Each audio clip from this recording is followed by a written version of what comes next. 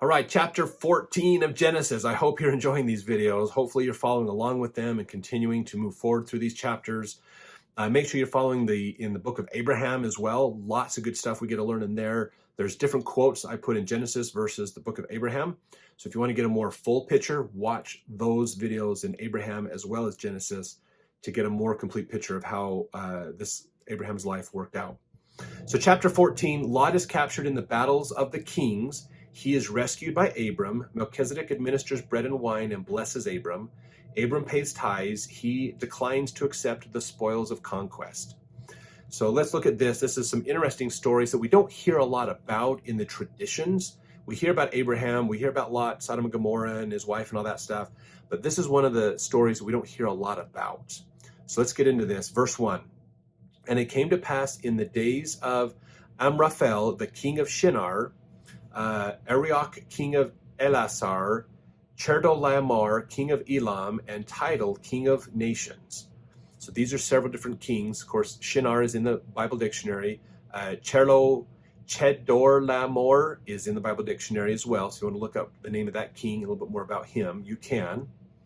Verse 2, that these made war with Bera, king of Sodom, and with Bersha, king of Gomorrah, Shinab, king of Admah, and Shemeber, king of Zeboim, and the king of Bela, which is Zoar.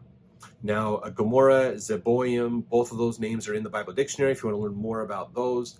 Verse 3, and all these were joined together in the Vale of Siddim, which is the Salt Sea. So Siddim is actually in the Bible dictionary too. Some of these are names that are sometimes spelled a little different, but there's some similarities to other names in ancient writings that kind of come together. We talk about a couple of these in the book of Abraham. So the Salt Sea, the Dead Sea, basically is they're over in that area. So a little further south, if I understand my geography off the top of my head, from where Sodom and Gomorrah was. Part of this honestly could be because of the great famines. These kings are going, look, Sodom and Gomorrah is wealthy and they're not sharing the wealth. They are hoarding their wealth, whereas our people are starving and struggling. Let's go fight them and let's take over what they've got, okay? Not that different if you think about it from when Enoch built Zion. Zion prospered and was amazing in what they had, and the people down in the valley got jealous and decided to fight him, and of course that didn't work out very well for him because Enoch could control the elements, and so mountains would move, rivers would move, animals would help in the fight. So it didn't really, you can't fight somebody who can control the elements. You know, that's hard. So verse 4, 12 years they served Chedorlaomer, and in the 13th year they rebelled. In the 14th year came Chedorlaomer and the kings that were with him and smote the Rephaims in Ashtaroth, Karnaim, and the Zuzims in Ham, and the Emims in Shaveh, Kirithaim, and the Horites in their Mount Seir unto El Paran, which is by the wilderness.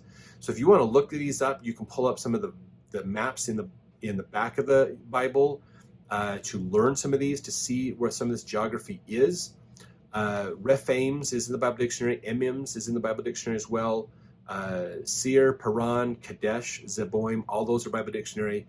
So use the Bible dictionary. There's a lot there that can help you. Again, I'm not going to go into those because I want you to look them up to help you in improving your study and get used to the habit of using the Bible dictionary in your study, because there's so much there. In fact, that's the whole reason. You might be saying, this is amazing, he knows these things are in there.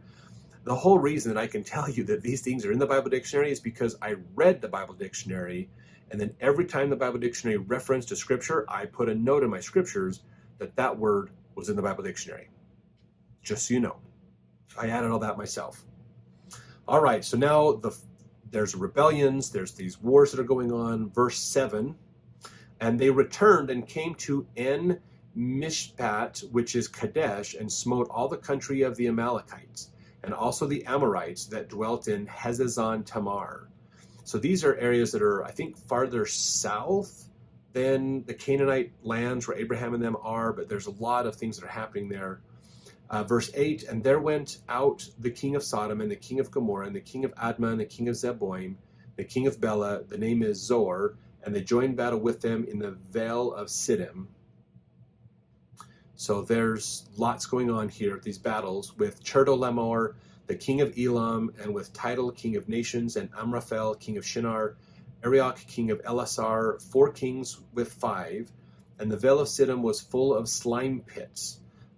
This is also known as Bitumen Pits. So there was some natural things in the area, natural formations that were part of this area.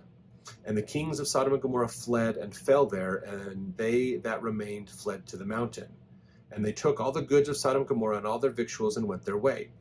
So what we're learning is most likely what happened here was Sodom and Gomorrah and the groups around them, because remember, these weren't major nations. These were small settlements, okay, that were coming together in a unified way to fight. Another way you could look at this is in the country of Italy. Before the Roman Empire started, it was just a bunch of families that settled areas, and then they later came together to form a greater community to fight off the Assyrians and others that later then turned into the Roman Empire. So this is a similar thing. These settlements, these different settlements, each city had a king, and these kings were coming together to fight each other. So a bunch of kings from one area and a bunch of kings from another area fighting. And it sounds like Sodom and Gomorrah was in retreat, and they got stuck in these slime pits, which could be maybe some of the, there's a lot of oil-rich areas, a lot of other things over there, so there could be some of those they stumbled into, because there's areas over there where little oil is just a pool of oil. It's just on the surface. You just have to stick a hose in and pump the oil out, and you've got oil to use. That's how easy it is in some parts of the Middle East. But it's interesting to just see that Sodom and Gomorrah lost, and the invading armies came in, and they basically took whatever they wanted from Sodom and Gomorrah, and then left, went back to their kingdom, and they were fine. So Sodom and Gomorrah were left now, and they had to rebuild and improve themselves after that. Now, verse 12, and they took Lot, Abram's brother's son, who dwelt in Sodom, and his goods, and departed. So Lot, who, if you remember, he pitched his tent toward Sodom, he basically meaning he lived inside the proper area of Sodom, he was seen as part of the spoil. So because he was a resident of Sodom, his land, his property was part of it, and he was taken captive as part of the spoils of war.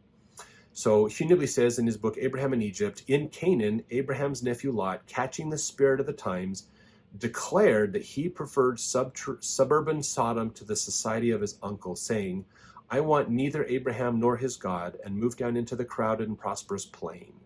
So this was some ancient writings that tell us a little bit more that Lot wanted the wealth. He wanted to go down here into the more populous area and not live rural and live out here with Abraham and worship God without wealth, without being fancy, but just having animals and gardens and stuff, but not having commerce and capitalism and all this stuff going on. So he wanted the capitalism. He wanted to move into Sodom where he could be more wealthy. And so he got caught up with the problems and was captured.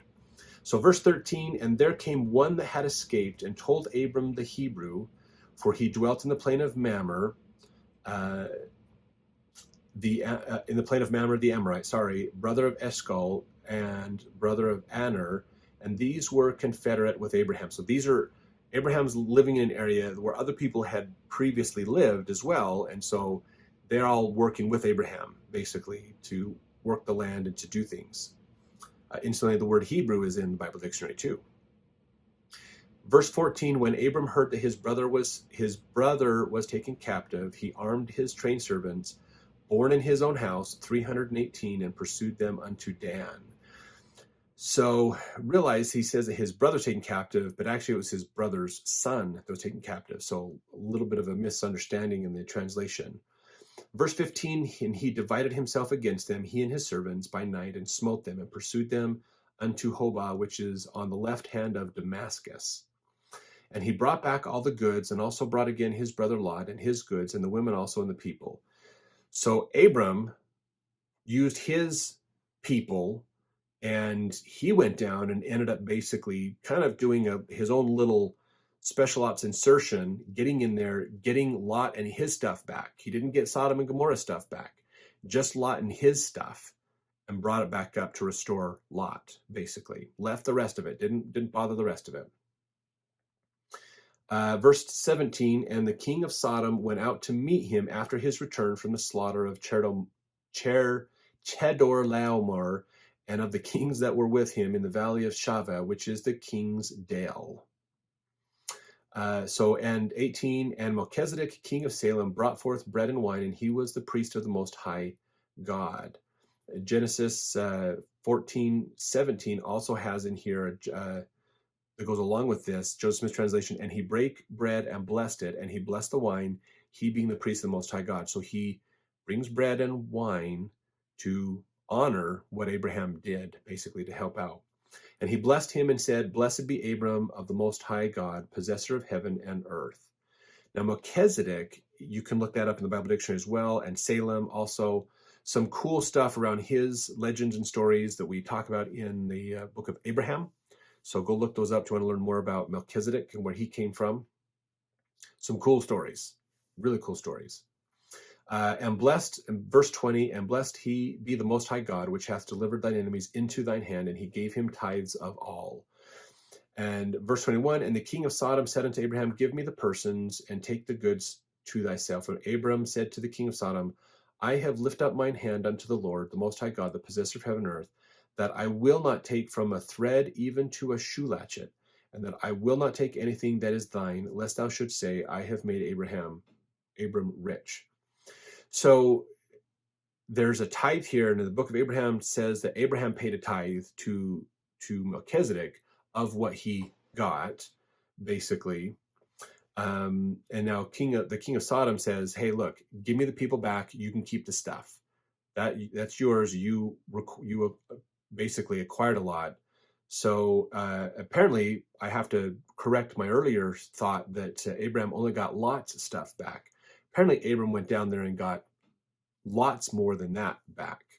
And even though these major cities fought each other, Abraham and his people pretty much beat both of them back, because the one lost to the other, and then that other lost to Abraham, basically. So Abraham's a pretty, okay, don't mess with this guy. He's got an army that can fight. And of course, God is protecting him and helping him. And so Abraham says, you keep the stuff. I don't want it to come across as if you enriched me in any way. You keep it. I'm not worrying about the stuff. And he says, I'll take it. He says, save only that which the young men have eaten, and the portion of the men which went with me, Aner, Eshol, and Mamre, let them take their portion. So he's like, basically, the beauty is let's divide this up so that we're not hurting anybody. Everybody's getting themselves taken care of. We don't have to worry about it, which is awesome. Really cool that he's not thinking of himself. How do I enrich myself like King of Sodom would be? He's saying, how can I make sure everybody's taken care of? And they've got their just portions and things. So really cool idea that Abraham has. He's really charitable. He's really looking, how can I help others? A really good precursor to that idea of the law of consecration, of how can I help others with these possessions. It's not the possession, it's the person, making sure the person's okay, that's important. So stay tuned for Genesis 15.